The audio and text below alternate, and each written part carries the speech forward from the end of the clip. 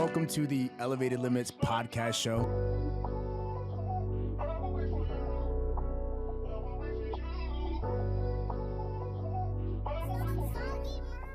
What's up, guys? Welcome back to another episode. Today we have a special guest in the building, man. You know, this is someone that I've known close for 10 years now. This person reminds me a lot of myself. You know, he's focused, he's disciplined, he shows up every day and puts the work in, and he's well on his way to becoming successful. Today we have Rafi Harrington. Yo, dab me up. Myself a little round of applause. Got the soundboard. You know what I'm saying? How you feeling, man? How you feeling?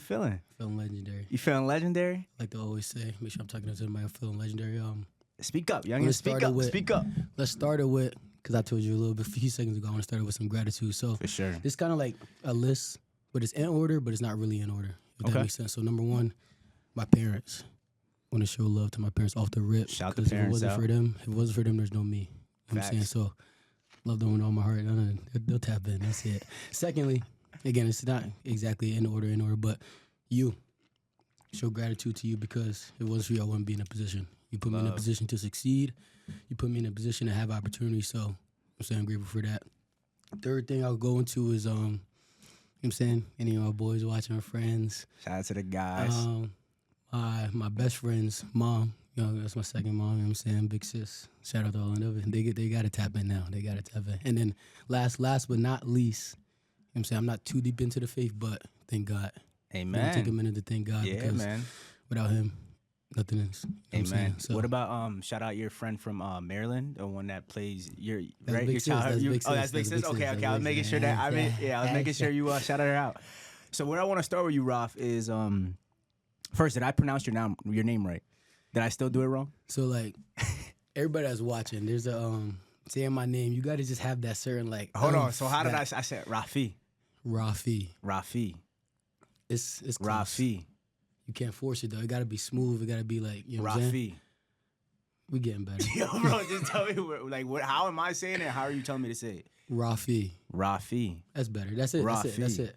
So I gotta deepen like my two voice. syllables. I gotta deepen my voice a little bit. Rafi. Have a little bit of like grit when you say it, you know what I'm saying? Rafi. Let me stop. All right, let's get right into it, bro. You know, you were born in Newark, New Jersey, raised in Bethlehem, right? Right. Kind of talk to me about what it was like growing up and how it shaped you into who you are today. It was good. It was really good growing up. Go back to my parents. Everything that they taught me, everything that they showed me. Speaking to the mic. My fault. I make sure they hear you. Let me up it a little bit. But yeah, my parents, they made the kind of set the ground rules for me, made the blueprint, and I was able to follow. I had a great example from mother and father growing up. So it was good. I had fun. I played sports. It was good. Yeah. So you had a good foundation in the household. Parents always made sure you were straight. I know early on in your childhood, you know, you had to deal with adversity, right? Your father getting sick. Yeah. Right?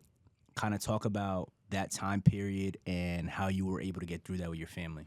Yeah, so it was adversity with him getting sick and just us. So my parents were born and raised in Newark. Right. So they moved to PA. They moved their kids to PA just to get a better opportunity, get us in a better spot so that we didn't have to grow up how they grew up. So they already started off by making the next generation better, but they had no guide. They had no guide to or guideline to stay on track and, do this. So it was really like learning on the fly, trial and error. So a lot of times I'm going to put our business out there a little bit. Like we lived in places and we had to move out quick because rent and things like that. So there was more adversity than just, not just, but there's more adversity added on to my dad being sick. But again, and I'm probably say this a few times, they are the strongest people I know. Yeah, and I told you before a little bit, if I could even have an ounce of their strength, I'll be okay in this world. So their strength and them, they always found a way for us. They prioritized their kids. They always made a way. Even if it was, they made a lot of sacrifices. They did, it was everything they did, they made a way. So I can only thank them to be able to get through any adversity that we're facing. That's awesome. So what do you feel like were some of the biggest lessons you learned from your parents? Because they've obviously raised you the right way, Raf. You're 20 years old, but you're mature way beyond your years, and that reflects a lot of what your parents have done, like how they raised you. Yeah. So you know, what are some of the biggest takeaways you feel like you've gotten from your parents and what they've instilled in you? Man, that's a good one. If I could narrow it down to one thing, It's just gonna be on the fly. I would have to say one main thing that they taught me that sticks out more than anything else is probably open-mindedness, positivity. Your dad is like that. Super for sure. open-minded. Yeah. Like I could talk to my parents about anything. And the fact that I was thinking about this the other day, the fact that I'm able to go to them and talk to them about anything, even if it's a tough conversation, it helps me learn for the next steps instead of just going into it myself and being blind and then learn in a worse way. I think just open-mindedness and their strength. I'll go back to that. Their strength. They taught me strength. There's no reason that I can't be strong because they've dealt with way worse than I've dealt with so far. They've dealt with way worse, so there's no reason that I can't exhibit the same amount of strength, or at least try to. So strength, that'll be my answer. Tough. So that might have already answered my next question, but I'm gonna ask it anyway. You know, we grew up similar, Raf. Like we didn't grow up with much. You know, like our parents didn't have much money. You know, we had to overcome adversity early at an early age. But I'm always interested to know where people get their mindset from. Right, like for instance, I got my mindset from my mother, right, of no excuses, just because she's always instilled that in us at a young age. But for you, again, your parents were in Newark, you know, they were overcoming challenges and stuff. But so what I really want to know is like, why do you think the way you think, right? Because you could have easily made the excuse of I come from this environment, these are my circumstances. You know, I'm just going to fall into the ordinary of what everyone else is doing. Right. But you don't think that way.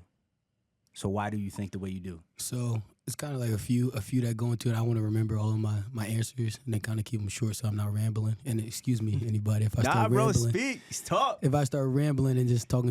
But first thing that I say that comes to mind is time. Shout out to Nipsey Hussle. We both rock with Nipsey Hussle a lot. That's when I knew I liked you, though. I'm not gonna lie. Like, so when I first took when you first took over, like you started running the classes and stuff like that, and you started playing Nipsey, like, cause that's what I would do before you came in. I would play Nipsey for like the first 30 minutes, and then you started doing it. And I was your like, mind right. I was like, nah, I really rock with bro. Like, nah, he really, you know what I'm saying? But go ahead. Let me not interrupt you. One of the things that Nip said was how do kids spell love, and people in general, how do you spell love? It's Time. If that makes sense. If y'all caught that, that's caught it. If you caught it. If you could give your time to somebody, that means more than any materialistic things. That means more than anything else. And I was saying this a couple days ago at the gym, actually. I could count on my one hand, the amount of games that my parents have missed. Both of them. Football, basketball, wrestling matches, no matter what it was. My parents are always there supporting me. So you asked why do I think how I think? Yeah. Why do you have the mindset you have? And again, I don't want to go too far off track, but I feel like you are who you listen to. So I think I want to say around the time I was like 16, 17, around there. That was like pandemic time. I was listening to a lot of like motivational stuff. Right. Eric Thomas, Neno Torres, or Kevin Torres, Long Live Neno on Instagram. Yeah, that's a crazy shout out. But a lot of guys who are like Ed Milet, you know, Tony Robbins, things like that. You are who you listen to. So just over time listening to people who it made sense to me. It made sense of being focused, kind of staying on track, doing stuff that's gonna benefit you in the long run. Cause you gotta be, I might as be going off track. Nah, bro, you gotta be selfish to be selfless. Go ahead. It's a bar. Go ahead. So I decided once I heard that really hit me. I decided to pour more into myself so then I can help others. Cause if I'm the best version of me, then I can help other people grow and become the best version of themselves. But if I try to pour into somebody else too early, now I'm actually doing worse to them in the long run. So to try to answer your question, to try to answer your question, the reason I think how I think is people that I've listened to, I don't mess with the mic, people that I've listened to, they said good stuff and it made sense to me.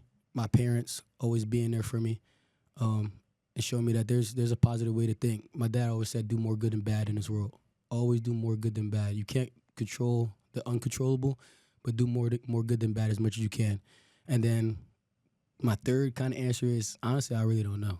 I'll be honest. You can keep it a stack? Because I was talking to my second mom about this as well.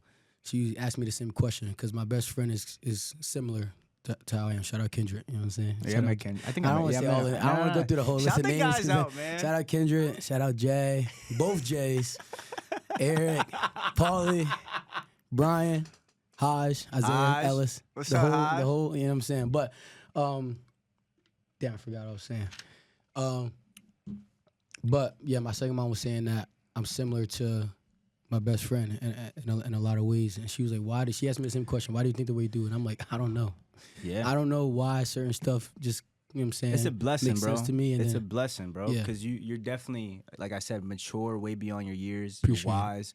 And like, I don't even think you realize how far ahead you are mentally at the age you're at. Right. Right. Like, I remember one day we were like sitting in the office, and you were like, you know, I don't feel like I'm making progress. I don't feel like I'm making moves to where I want to be. And I'm just like, bro, think about where you were at 18 and where you are now, and just see how much strides you made right. to get to where you're at. But like, now you got to looking at it from that perspective, Raf. Like, think about what it's gonna be like from 20 to 22. Get OC. It's about to get crazy. Like, you already know what it's about to be like, right? Uh-huh. So yeah, like, cause I was always fascinated in that. So you did answer my question. You answered it in multiple ways, but you did answer it. I want to ask a more personal question. So, you know, you played football at Becca. Yeah. You wore the number 46. Uh-huh. You got the number tatted on your back. Right. Kind of tell me like what that number means to you. So that number originates from my uncle. He was murdered in 2019, February 2019. So I always wore number 21 growing up playing football. Mm-hmm. And I didn't even choose that number. My kindred chose that number for me because I wasn't at jersey signups that day. He got 22, I got 21. So it was a cool thing. I just rock with that number because I liked it coming up. It's a fire number. Right. And then after the situation with my uncle, I believe I was freshman year of high school for me. So it was kind of interesting in the fact of you get to pick the jerseys, and everybody plays football knows that varsity picks first and JV guys pick second. So I had the option. I could have got like 25 or something. I think 25 was there. You know, that's like for my position, running back position. Solid. Or like DB, linebacker / that. You would wear 25, you know what I'm saying? Mm-hmm. Lower numbers, you look more OC on the field. Yo, can you break down what OC means, bro? My audience isn't, you know what I'm saying? They're not caught up on the lingo on that. They're not tuned. We're not tuned into the OC talk. What does that mean? You know what I'm saying? You get different stuff from everybody. You know what I'm saying? You get different stuff, certain things you watch, certain things you pick up, you might keep with you. OC OC means out of control. Okay. But you got to use the context. So Right, I just put everybody onto a lot of game just now. Right. You got to use context. So when I say OC, it could be a positive or a negative. It just depends on the context. Right, and the way you're using it now is in a positive. Like OC, like that number is out of control. Like it's amazing. It's a great number.